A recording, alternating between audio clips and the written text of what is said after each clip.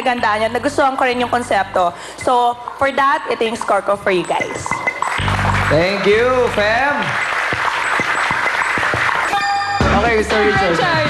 Hindi, ang masasabi ko sa inyo, nakakaiyak talaga yung ginawa nyo dahil, wala lang. Kakaiba kayo doon sa dalawa. Kasi talagang bakbakan ng sayawin yung dalawa eh. Pagpasok nyo, naibang bigla. May pumasok, akala ko naligaw eh. Akala ko naligaw ka lang eh, hindi ka kasama sa show eh. Yung pala may mga kasama kang papasok. Yung bang tinaas kanina si Jesus Christ. Siya ba? Ay, kailangan bigyan ko kayo talagang maganda score. Si Jesus Christ eh. Galing nyo, galing nyo. For Jesus Christ. Thank you, Sir Richard. Na naman, Mocha. Ayan, thank you po sa Showtime for having me. I'm so happy na maging part ng isang, alam niyo, #1 show on TV right now. Congratulations po. And marami po nanonood sa Guam ng Showtime. Ayan. At yung performance nyo, talagang kinilabutan ako at perfect timing dahil malapit na yung eleksyon. So magandang paalala yan para yung paalala sa mga kabataan na pumili talaga ng tamang kandidato. Tama. Para magkaroon ng pagbabago. Yung mga pinakita nyo kanina, yung krimen, gutom, problema sa pamilya, kailangan pag-isipan natin yung mga kabataan yan na pumili ng tamang leader. And sa tingin ko yung si Chito, yung MC kanina. Ano ba pangalan mo? Chito, kami na Chito eh. Parokya ni Bong. Chipo. Archie. Oh, si Chito na lang siya. Archie. Ayun. Lahat kayo magagaling. Archito. Individually, lahat kayo magagaling na performers at talagang dinala din ni Archie yung kanyang confidence sa pagsalita. Kaya galing, the best kayo. Go! Thank you, Mocha. Na naman, Jay.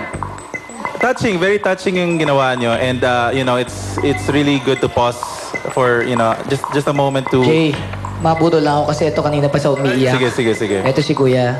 Kuya, patakita kita, nagdadasal ka ata. Ano ba yung... Okay ka lang ba? Okay lang po. Hindi, kanina pa siya eh. Umiiyak Alam, siya, kanina pinagtatawanan pa siya. Habang nagsasalta ang bawat isa sa inyo, mga hurados, kanina pa siya gumaganon, tapos titingin sa inyo. At the same time, gaganon ulit siya. Ano yung sinasabi mo sa sarili mo? Hindi, kasi yung naisip ko lang yung pagod namin, yung pag nagpa-practice, halos anong oras na kami umuwi, minsan, tas ang dami pang problema na dumarating sa amin, minsan yung Jesus Christ namin, papalit-palit kami kasi nawawala sila nawawala. Parang nagkakaroon ng problema kasi hindi pwede sa ganito. Tapos minsan nagpa-practice kami, wala, konti lang. Kumbaga hindi mabuo yung grupo nyo, ito na yung, ito na yun. Ito talaga nabuo at dito na sumayo na kayo sa Showtime.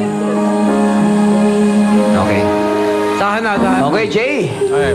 It's really important to pause and think about our Lord. Lalo na ngayon sa Holy Week na to. Correct. You know, siya talaga dapat ang #1 natin. And for that, I am happy. So, sige. Thank you, Jay. Ito naman, Vice. Okay. Sa grupong ito, palakpakan natin naman sila.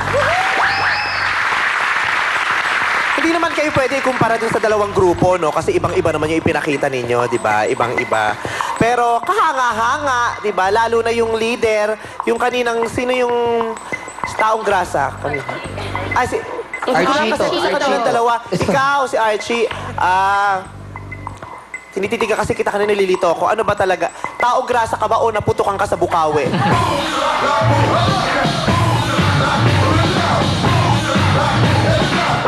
Tapos ang power mo, 'di ba? Yung talaga yung energy talagang ibinigay mong lahat habang uma-acting ka at nagde-declaim ka, 'di ba? Acting na acting, talagang bonggang talent mo doon. Palakpak ako sa iyo. Super powerful yung pagkakasigaw mo ng... Ano yung sinigaw mo? Yung tinawag mo si bro? Ano sinigaw mo? Messiah! Oh, tinitiga kita. Kala ko... Messiah, pero iba ka sa Messiah. Kaya nga, kala Masabit. Gusto mo yung sumayad? Bongga yun. Kaaliw. Yung kabuuan naman talagang na-capture nyo ang atensyon ng lahat, di ba? Walang, kasi may mga sumasayaw, ang gagaling, pero may mga times na bumibitaw na kami, may ginagawa kaming iba, di ba? Pero lahat kami tumutok hanggang sa natapos kayong lahat. Kasi talaga namang nakakaantig. Nakakaantig ang mensahe, maganda ang pagkaka-execute. Ang hindi ko lang masyado nagustuhan, yung simula, hindi ko talaga naintindihan yung sinasabi ninyong lahat. Yung sabayang bigkas, hindi ko masyado talagang naintindihan yon. Gayun pa man, si Kuyang umiiyak, nauunawaan ka namin na talagang umiiyak ka, pinagdadasal. Totoo yung sinabi ni Bong, habang nagsasalita bawat isang hurado, nagdadasal ka at feeling ko ipinapanalangin mo na sana maganda ang sabihin namin para tungkol dun sa ginawa ninyo. At parang nagdadasal ka na sana ipanalo namin kayo. Diba? Kasi sabi mo, pagod na kayo, lahat ng oras ginugulo nyo na sa pag-ensayo, puyat na puyat kayo. Pero sana maunawaan mo na ang fulfillment, hindi yan nakukuha sa ibang tao.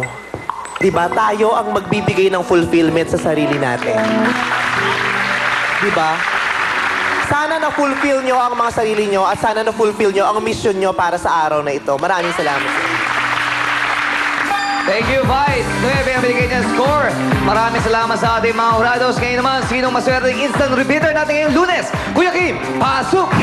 Buwangan dahil special ang linggong to, wala muna tayong waiting list. Instant repeater agad ang grupong Showmix from San Pedro, Laguna. Okay?